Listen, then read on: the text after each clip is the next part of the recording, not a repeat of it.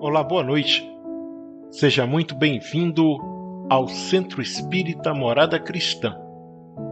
Estamos felizes por ter você aqui conosco para mais um momento de tratamento espiritual. Assim sendo, coloque ao seu lado a sua garrafa com água para que ela seja fluidificada e receba os eflúvios sutis para atender às suas necessidades.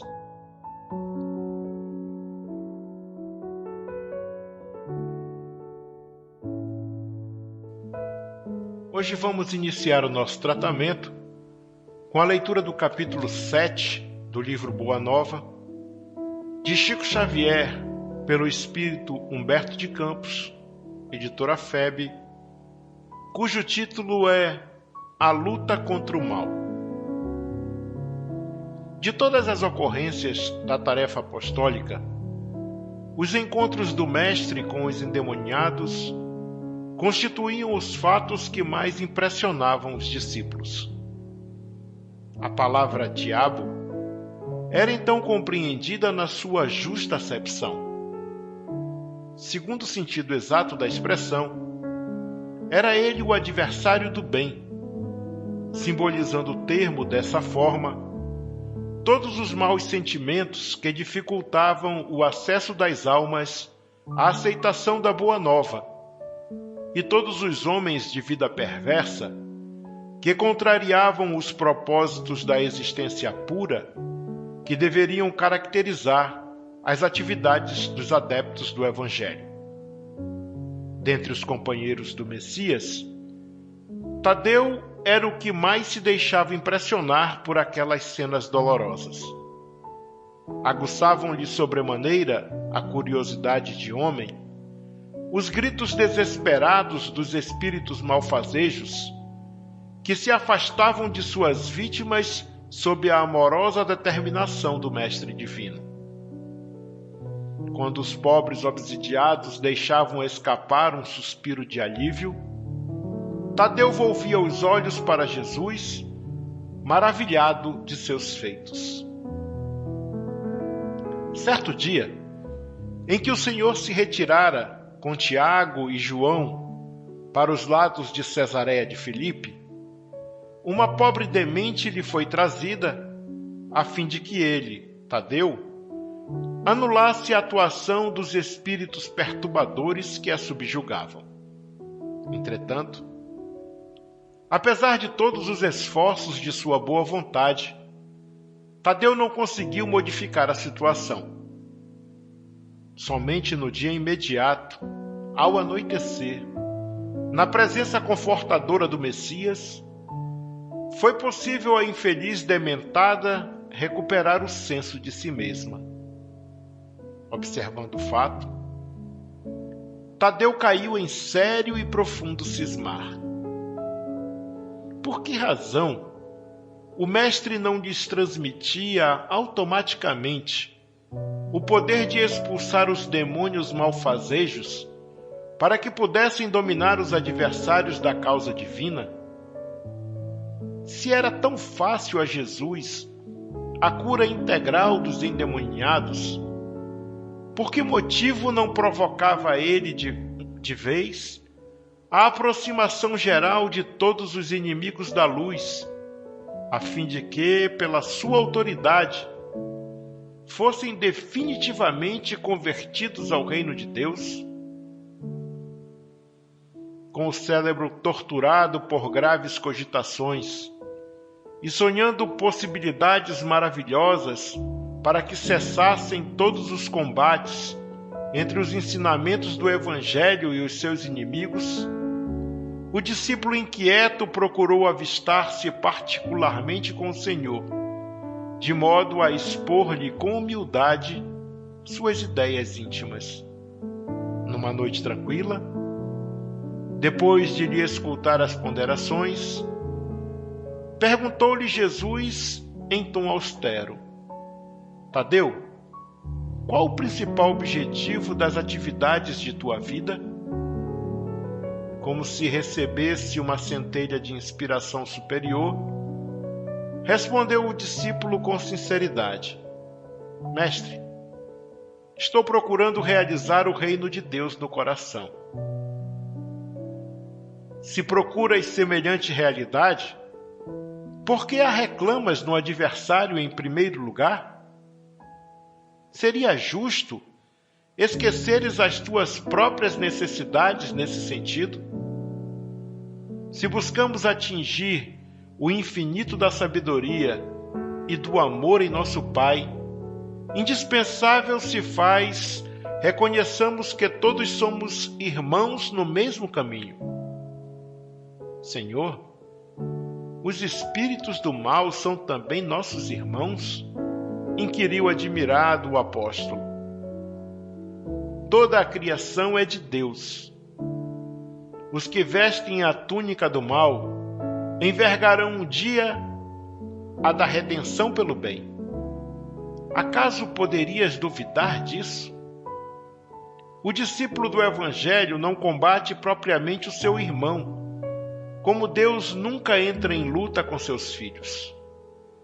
Aquele apenas combate toda manifestação de ignorância, como o pai que trabalha incessantemente pela vitória do seu amor junto à humanidade inteira. No entanto, não seria justo, ajuntou o discípulo com certa convicção, convocarmos todos os gênios malfazejos para que se convertessem à verdade dos céus? O mestre, sem se surpreender com essa observação, disse: por que motivo não procede Deus assim? Porventura, teríamos nós uma substância de amor mais sublime e mais forte que a do seu coração paternal? Tadeu, jamais olvidemos o bom combate. Se alguém te convoca ao labor ingrato da má semente, não desdenhes a boa luta pela vitória do bem, encarando qualquer posição difícil como um ensejo sagrado para revelares a tua fidelidade a Deus. Abraça sempre o teu irmão. Se o adversário do reino te provoca ao esclarecimento de toda a verdade, não desprezes a hora de trabalhar pela vitória da luz, mas segue o teu caminho no mundo, atento aos teus próprios deveres, pois não nos consta que Deus abandonasse as suas atividades divinas para impor a renovação moral dos filhos ingratos que se rebelaram na sua casa. Se o mundo parece povoar-se de sombras, é preciso reconhecer que as leis de Deus são sempre as mesmas, em todas as latitudes da vida. É indispensável meditar na lição de nosso Pai e não estacionar a meio do caminho que percorremos. Os inimigos do reino se empenham em batalhas sangrentas? Não ouvides o teu próprio trabalho. Padecem no inferno das ambições desmedidas? Caminha para Deus. Lançam a perseguição contra a verdade? Tens contigo a verdade divina, que o mundo não te poderá roubar nunca. Os grandes patrimônios da vida não pertencem às forças da terra, mas às do céu. O homem que dominasse o mundo inteiro com a sua força, teria de quebrar a sua espada sangrenta ante os direitos inflexíveis da morte. E além desta vida, ninguém te perguntará pelas obrigações que tocam a Deus, mas unicamente pelo mundo interior que te pertence a ti mesmo, sob as vistas amoráveis de nosso Pai. Que diríamos de um rei justo e sábio que perguntasse a um só de seus súditos pela justiça e pela sabedoria do reino inteiro? Entretanto, é natural que o súdito seja inquirido acerca dos trabalhos que lhe foram confiados, no plano geral, sendo também justo se lhe pergunte pelo que foi feito de seus pais, de sua companheira, de seus filhos e irmãos. Andas assim tão esquecido desses problemas fáceis e singelos? Aceita a luta, sempre que forem julgados dignos dela, e não te esqueças, em todas as circunstâncias, de que construir é sempre melhor. Tadeu contemplou o mestre, tomado de profunda admiração.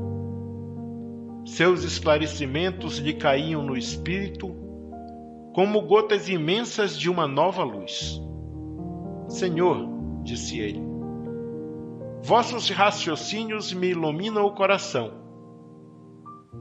mas terei errado, externando meus sentimentos de piedade pelos espíritos malfazejos? Não devemos então convocá-los ao bom caminho? Toda intenção excelente, redarguiu Jesus, será levada em justa conta no céu. Mas precisamos compreender que não se deve tentar a Deus. Tenho aceitado a luta como o Pai me envia e tenho esclarecido que a cada dia basta o seu trabalho. Nunca reuni o colégio dos meus companheiros para provocar as manifestações dos que se compazem na treva. Reuni-os em todas as circunstâncias e oportunidades, suplicando para o nosso esforço a inspiração sagrada do Todo-Poderoso. O adversário é sempre um necessitado que comparece ao banquete das nossas alegrias, e por isso, embora não o tenha convocado, convidando somente os aflitos, os simples e os de boa vontade, nunca lhe fechei as portas do coração, encarando a sua vinda como uma oportunidade de trabalho de que Deus nos julga dignos. O apóstolo humilde sorriu, saciado em sua fome de conhecimento, porém acrescentou, preocupado com a impossibilidade em que se via de atender eficazmente a vítima que o procurara. Senhor, vossas palavras são sempre sábias. Entretanto, de que necessitarei para afastar as entidades da sombra, quando o seu império se estabeleça nas almas? Voltamos assim ao início das nossas explicações, retrucou Jesus. Pois para isso, necessitas da edificação do reino no âmago do teu espírito, sendo este o objetivo de tua vida. Só a luz do amor divino é bastante forte para converter uma alma à verdade. Já viste algum contendor da terra convencer-se sinceramente tão só pela força das palavras do mundo? As dissertações filosóficas não constituem toda a realização. Elas podem ser um recurso fácil da indiferença ou uma túnica brilhante, acobertando penosas necessidades. O reino de Deus, porém, é a edificação divina da luz. E a luz ilumina, dispensando os longos discursos. Capacita-te de que ninguém pode dar a outrem aquilo que ainda não possua no coração. Vai, trabalha sem cessar pela tua grande vitória. Zela por ti e ama teu próximo, sem olvidares que Deus cuida de todos. Tadeu guardou os esclarecimentos de Jesus para retirar de sua substância o mais elevado proveito no futuro. No dia seguinte, desejando destacar perante a comunidade dos seus seguidores a necessidade de cada qual se atirar ao esforço silencioso pela sua própria edificação evangélica, o mestre esclareceu aos seus apólogos singelos como se encontra dentro da narrativa de Lucas. Quando o espírito imundo sai do homem, anda por lugares áridos, procurando, e não o achando, diz: voltarei para a casa de onde saí. E ao chegar, acha-a varrida e adornada. Depois, vai e leva mais 7 espíritos piores do que ele, que ali entram e habitam. E o último estado daquele homem fica sendo pior do que o primeiro. Então, todos os ouvintes das pregações do lago compreenderam que não bastava ensinar o caminho da verdade e do bem aos espíritos perturbados e malfazejos, que indispensável era edificar-se cada um a fortaleza luminosa e sagrada do reino de Deus dentro de si mesmo. Que assim seja.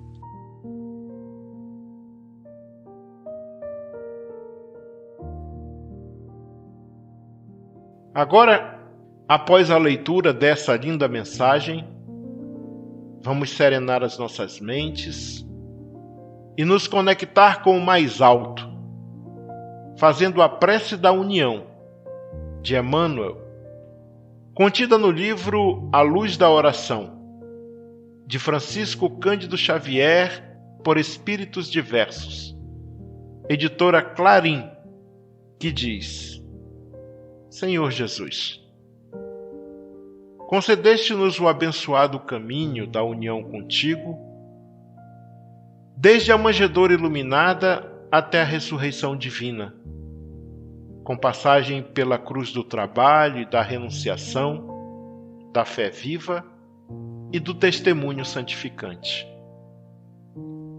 Viajores que somos na estrada redentora que a tua misericórdia nos desdobra no campo da vida eterna, rogamo-te ainda luz para as nossas sombras, certeza para as nossas dúvidas, esclarecimento às nossas hesitações.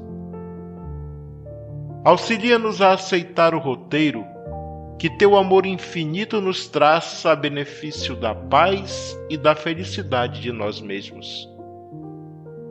Que o sacrifício seja para nós uma bênção, a luta uma escola de aperfeiçoamento sublime, o serviço a oportunidade salvadora, o obstáculo o ensinamento maior, o sofrimento um mestre sábio e eficaz.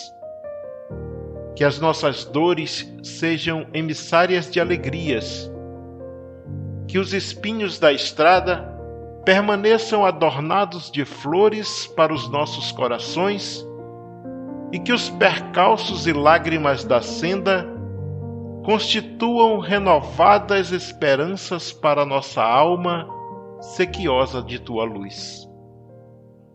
Assim te suplicamos, porque a nossa união é alegria para os tristes, vitória para os vencidos, consolo para os desesperados, sementeira de imperecível ventura para quantos prosseguem a retaguarda, aspirando um mundo melhor.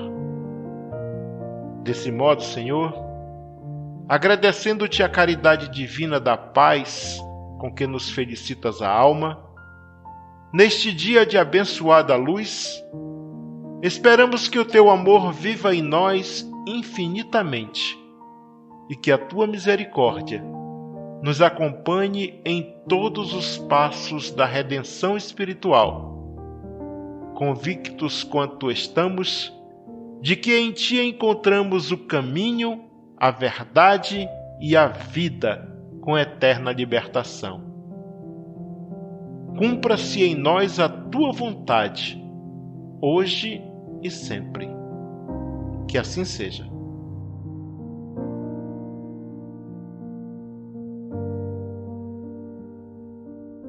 Agora, meus irmãos, vamos nos recolher em prece, agradecendo a Deus por nossas vidas e pedindo os recursos necessários para nos tornarmos verdadeiros cristãos. Este é um momento de prece e reflexão sobre a passagem evangélica que foi lida e quais mudanças devemos operar em nós mesmos para nos tornarmos autênticos discípulos do Cristo. A partir de agora, você que está nos ouvindo deverá fazer as suas preces em seu favor, em favor de sua família e em favor de todos aqueles que você se comprometeu em auxiliar com suas preces e vibrações positivas. Utilize todos os recursos postos à sua disposição neste momento para se harmonizar consigo mesmo, com o próximo e com Deus. Entregue-se ao exercício da oração sincera e aos desígnios divinos, enquanto essa música suave embala suas orações. Não tenha pressa. Acaso você termine suas preces antes do fim do momento de harmonização, continue desfrutando dessa melodia terna e delicada que nos inspira os melhores sentimentos.